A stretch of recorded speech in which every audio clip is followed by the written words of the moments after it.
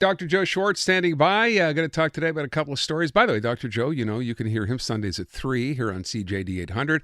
He is also director of the McGill Office for Science and Society. So, Joe, I thought we'd start with this story today from Columbia University. So, researchers there coming up with this idea that anger, not sadness, may be what triggers heart attacks. Did I get that right? Yeah, that is right. Now, I think most of us would probably, appreciate the fact that when you get really upset or angry, that it might do something to you in terms of heart disease. And this is something that these researchers decided to really investigate, not just through hearsay. And it got my attention because it's such an interesting study. They enlisted over 200 guys, anywhere from ages, I think, from about 18 to 40, who were all healthy. And they told them to think of something in their past life that had made them angry. That was one group. Then to think of something in their past life that had made them anxious, then think of something in their past life that had basically upset them, in some way, not necessarily in terms of anger, but something that they didn't like. Anyway, the interesting thing was that when they were told to think of something that had made them angry sometime in their past, and then they monitored their blood pressure, and they monitored something we call the endothelial function, that is the ability of your blood vessels to contract or expand. And that really is a picture of the health of your arteries, because if you get a surge of blood and if the artery can readily, expand, that's good. If it doesn't, then you get little cracks in the arteries, and that's where deposits of cholesterol will form. So anyway, they were able to monitor this, and they found that just making these guys think of something that had angered them in their past life had this negative effect. It changed their endothelial function. Now, the reason that I thought that this was an interesting study, because, of course, they got ethics approval for this study. They couldn't have done it. And nothing happened to any of these guys. But the fact is that they were trying to see whether or not, anger could trigger endothelial malfunction. So what if someone actually did have a heart attack in this study, when they were told to think of something that had angered them in the past? And wouldn't that be sort of unethical, subjecting people to a study that could conceivably cause some problem? Anyway, but nevertheless, they did get ethics approval for this study, and it's interesting. But Okay. when they told them to think of something that had made them sad in the past, there was no change. So thinking of something sad or having some sad event in your life doesn't trigger heart disease. Interesting, huh? I mean, the idea that you could just by triggering a memory, in other words, not having something happen to you at that time, but just to actually think, within your life, something that angered you could still basically have you have this reaction as far as your heart's concerned. Exactly. That's crazy. So it's not good to think of things I guess not. that made you angry, So I better stop thinking about Trump all the time. Yeah, that's not going to help.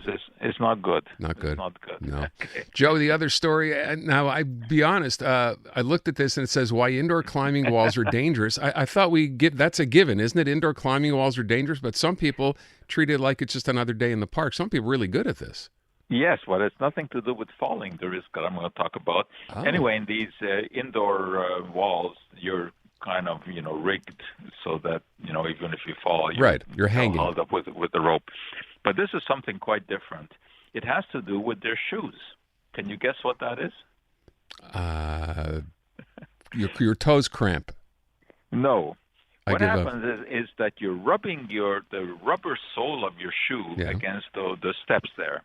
And what they found is that when you do this, it's the same effect as we've talked about before about car tires rubbing, on the street, and tiny particles of rubber coming off of your tires and polluting the air.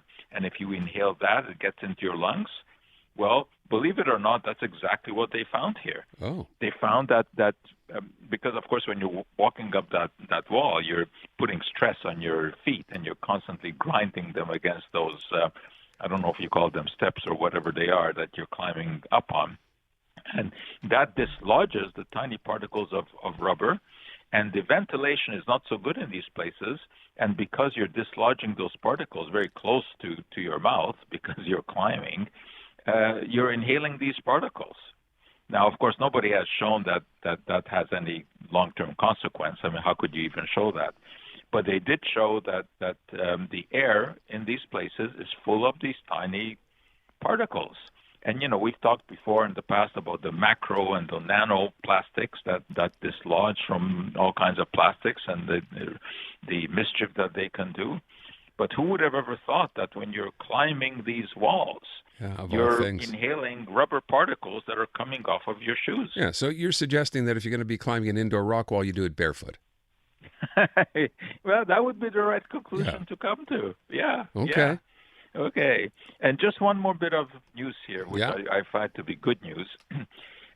Dr. Sherry Tenpenny was a doctor in Ohio. You might remember because she was in the news a great deal because she had claimed that when you get the vaccine, the COVID vaccine, you become magnetized.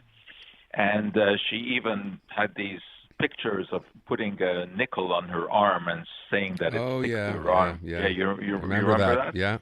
Anyway, so she had her license suspended for a year because she was not willing to engage in discussions with the body of physicians, who were investigating her. But anyway, now the IRS has gotten after her, and they're after her for $650,000 in apparently taxes that she has not paid. Oops.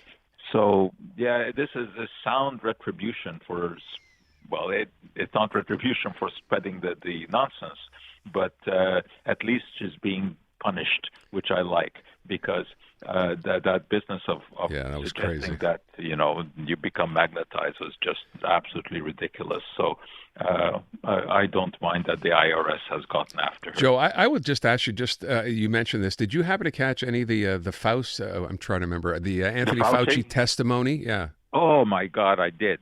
Being raked over the coals? This Marjorie Taylor Greene. This woman is absolutely despicable.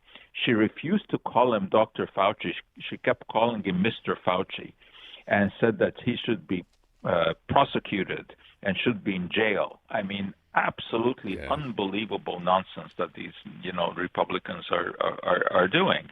I mean, Fauci is a highly respected scientist. He's had hundreds of peer-reviewed papers published. He's an excellent immunologist. Now, of course, when all of the information about COVID was being disseminated, it was kind of flying by the seat of your pants because no one knew exactly what to do.